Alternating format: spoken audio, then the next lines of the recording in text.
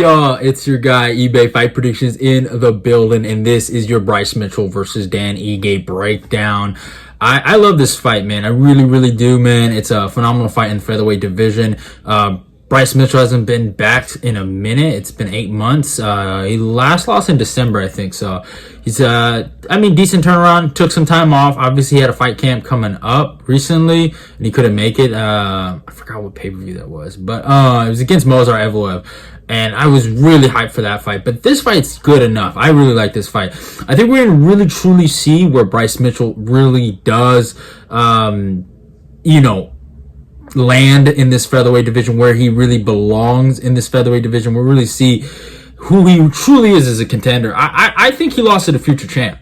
I really, really, truly believe that. I know I am a big Ilia Topuria fan, but I really do think when Ilia Topuria fights Volkanovski, it will be new, and we'll have a new featherweight champion. So there's no shame to losing to a champion. I will not fault him for losing to Ilia Topuria. He's 15-1, by the way, so his only loss is to Ilia.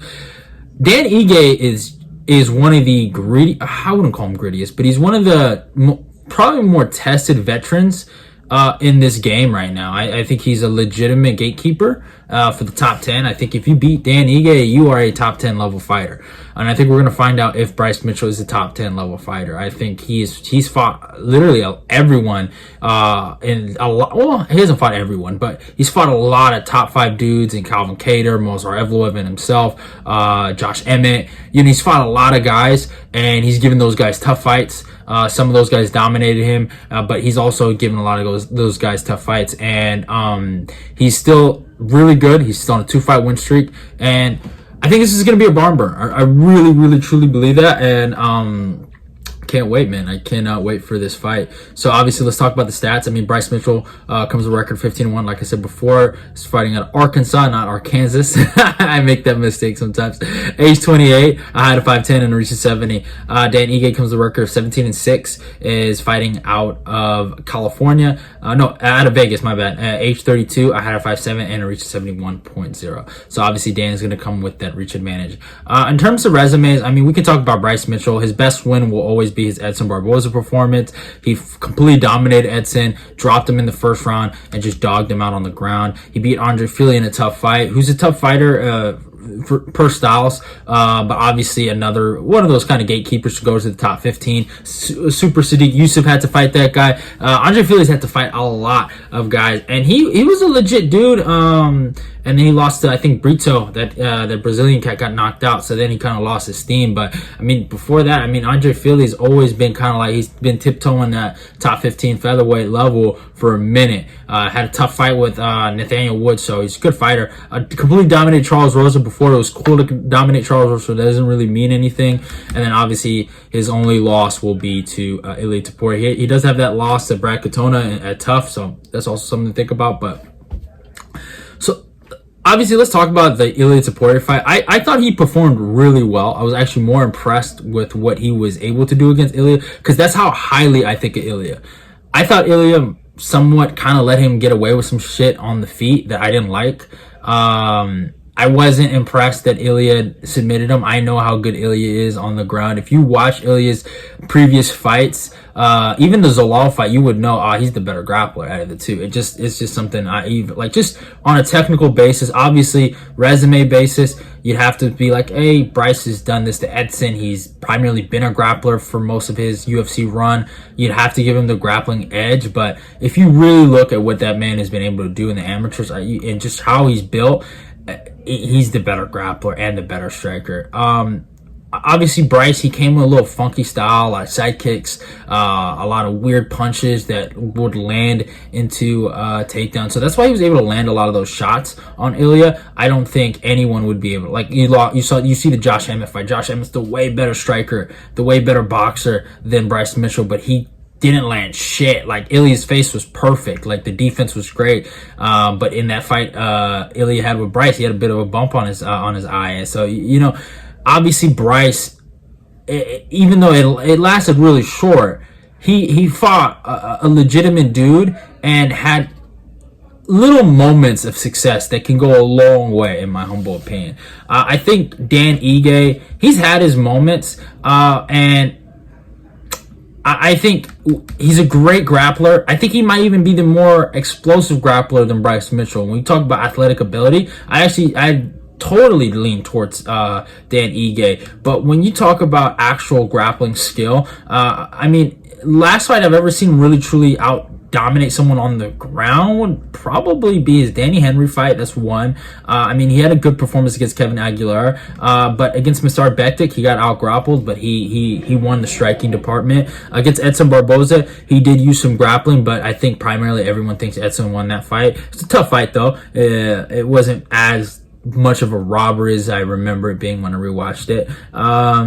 His Calvin Kattar fight got outboxed, just boxed up. He had moments of toughness and grittiness, but and that's the thing. Like, Dan is tough. He's super tough, and you have these moments where he'll try to like change the fight or win the fight, but he's gritty in a way to survive, but he's not gritty in a way to get the comeback win, right? Against Gavin Tucker, washed him. He showed levels there. But these next 3 fights, man, he showed his level, and it's just not top 5 level material. No disrespect to Ige, but the Korean Zombie loss, that's a loss that's, I mean, aged so poorly for him. It's something he probably would want to run back, but I don't think he's ever going to get that opportunity. Zombie out-grappled him with the same trips, the same back takes, over and over and over again in a 25-minute fight. That's just something you don't want to see if you're on the Dan Ige train. Now, obviously, that was in 2021. It's 2023 now, so obviously things can change, right? Against Josh Emmett, he had a way closer fight, but Josh Emmett won that fight. I think a lot of people kind of feel like Josh robbed him. I don't agree. I thought Josh landed the more impactful shots in the first round and won the last minute of the third round. I gave the second round to Ige, but because he did hurt Josh, but just the way how Ige approached that fight, I mean, there's a lot. Body language is big, it's very big in my opinion in scoring, especially with these judges nowadays. If you look uncomfortable, if you look panicky, that's just something that goes into your opponent's favor, in my opinion. And then the Movsar Evloev fight, I think Movsar's probably greatest performance against his highest level opponent, or I mean, more marquee opponent that he's ever fought in the UFC. Completely washed Dan Ige, made Dan Ige look like a white belt and look like he's never wrestled a day in his life. Dan Ige, I mean, in terms of wrestling credentials, I know he has a wrestling background, at least in high school. If I look it up, I think he was a college wrestler, maybe community college wrestler. Wrestling accolades.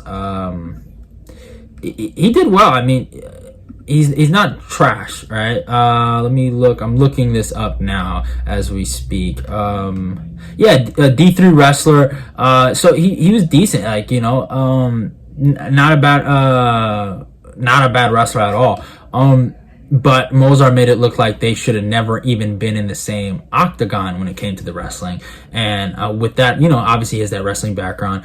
He didn't get completely washed, but he had no moments of success truly, and he just got beat down. Against Damon Jackson, though, he had a comeback performance, beautiful left hook. And that's the thing about Ige. He corruption. It is what it is. But yeah, against Damon, he showed his boxing. Obviously, I loved something that he added to his game is switch stance, switching stances with the combinations of the punches. Obviously, so now he's a dual threat from either side. When he throws the rear hook, he'll throw a 1-2, switch his stance, and then throw the rear hook while you're going in that direction, and he might pop your ass. So obviously, it was the left hook that landed for him against Damon Jackson. It was a beautiful performance, and I really liked it. I really, really did like it. He washed him. He took him down. He just showed levels, right? And Damon was on a good run, and it was a good fight. The Nate Landwehr performance was a good fight for him, too. But I did feel like if it was a 5-round fight, maybe Nate would have came back. Nate just got clipped a lot, and Ige did a really good job of showing his counter ability and utilizing his power in a more effective way, cutting the cage off, just being the more impactful fighter in there. And I liked what he did. But at the same time, though, here's the thing. He's improved, I feel like, since the Movsar Evloev fight, but the level of competition is just not there. So it's really hard to say, has he truly improved? Maybe it's just the guys he's fighting that's making him look this good. But with the shot selection, I like Obviously, we saw what dropped Bryce Mitchell in the Ilya Topuria fight was a good, rear uppercut lead hook combo that he landed and just dropped him, and obviously the cross, right? And those things will imply, and that's something that Dan Ige can throw too.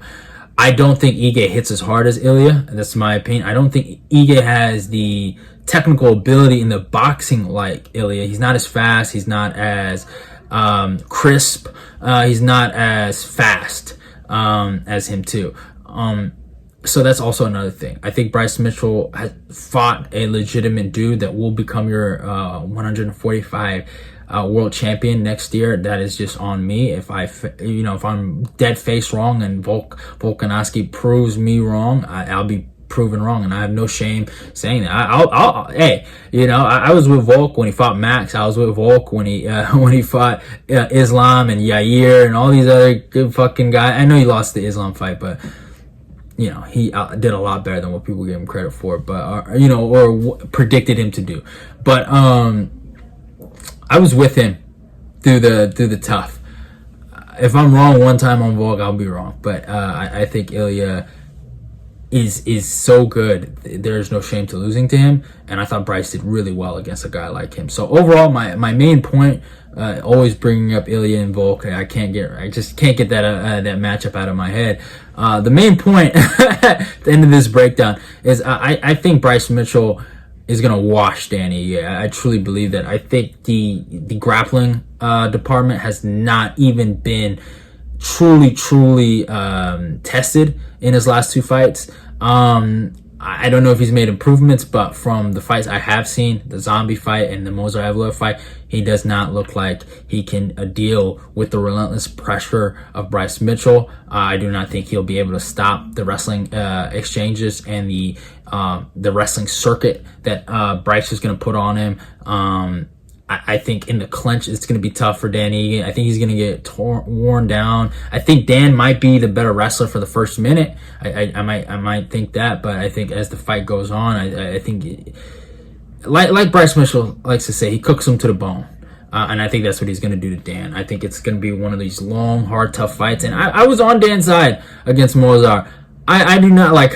Here's the thing. I like being on the correct side when it's a grappling beatdown. When you're on the wrong side of a grappling beatdown, it is the most depressing thing to watch. Okay, y'all. I'm telling you, it is. It is not fun to watch someone get literally demasculated for 15 straight minutes. Ask me how I felt watching Demir's Magala versus Grant Dawson. So I'd rather be on the right side here. So I'm rocking Bryce Mitchell by wrestling decision, heavy wrestling decision, 30-27 or 29-28. I think Ige might have some partial success here, but I got Bryce Mitchell by decision. Should be a really good fight. Can't wait for it.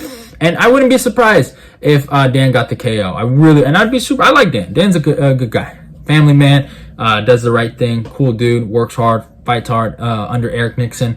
It's a good dude. But I think Arkansas is going to cook this Vegas boy to the bone.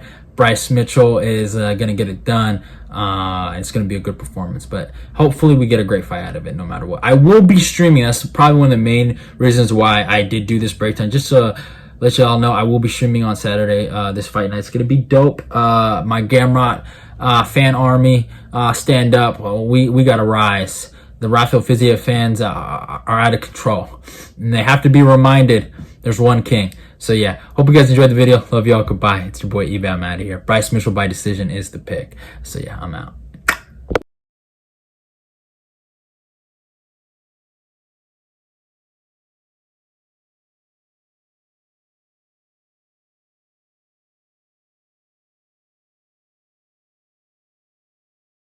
Out no names, but I think there's going to be a realization that I'm the cash cow.